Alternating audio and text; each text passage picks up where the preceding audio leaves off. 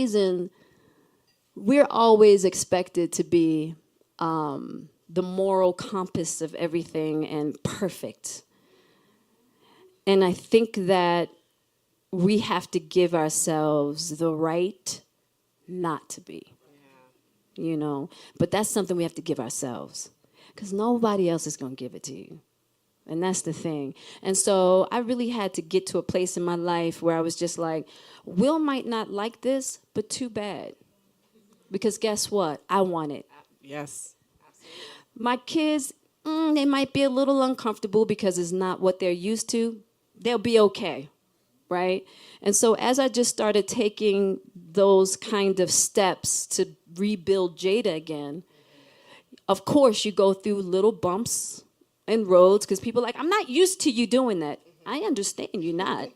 But this is something I need for myself. We're going to work it out. And it smooths out.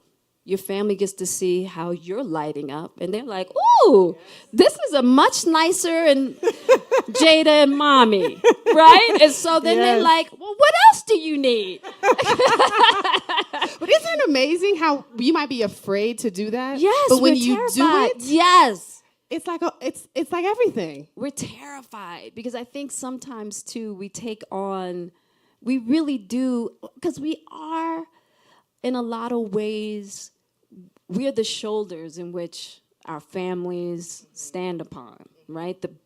Our backs, right? So our kids, our mates. But even with that, there's still ways in order for us to be there for ourselves. Absolutely. But it's terrifying because it's almost as if we're not allowed to. It's like once you become a mother and once you become a wife, your life is no longer yours. Yeah. That's not true. Yeah. And it's actually dangerous. Yeah. You know what I mean? Because we get resentful and we get rageful. Right? How many can relate to that? Oh, we get rageful. Yes. And we don't even realize. Yeah.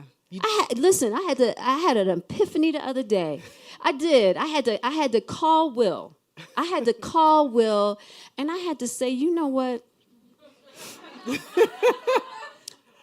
I have to thank you for enduring my rage. Wow. Because, and it really made me realize how durable love must be. Preach. Right? And because we don't have all the answers at the beginning. Like, we go through life and we get the answers as we go.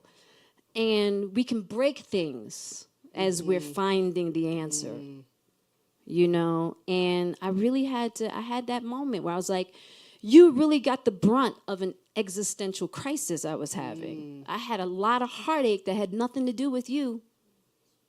Heartache about life, heartache about what I thought things should be.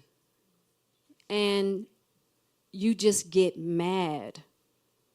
And that rage will come out in different ways, you know, on people who are closest to you. And so now being in a different place in my life, you know, and really being able to have myself in the way that I'm able to now. I've really been able to learn a lot about myself and a lot about my journey and to look back and be very grateful for those who didn't abandon me along the way. Because they could have. Yeah. Yeah. Definitely.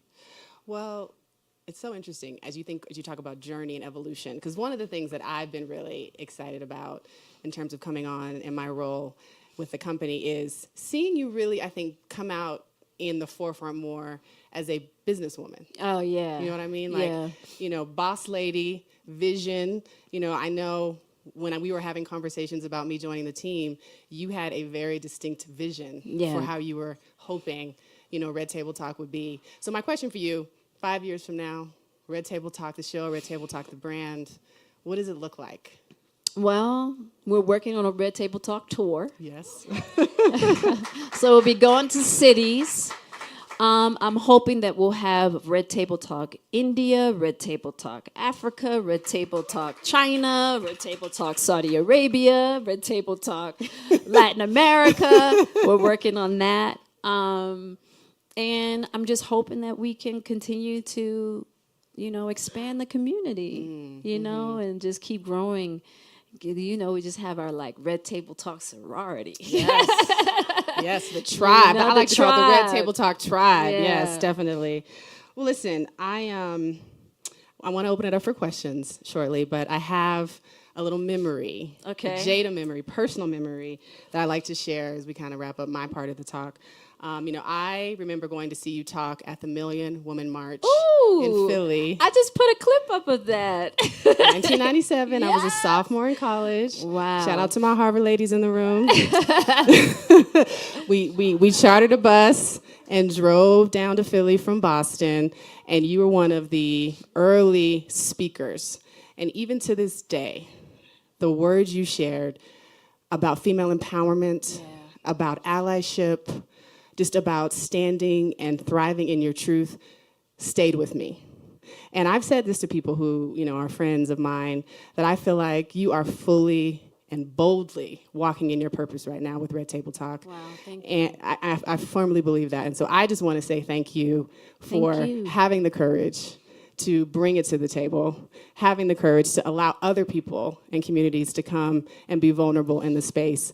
And I just cannot wait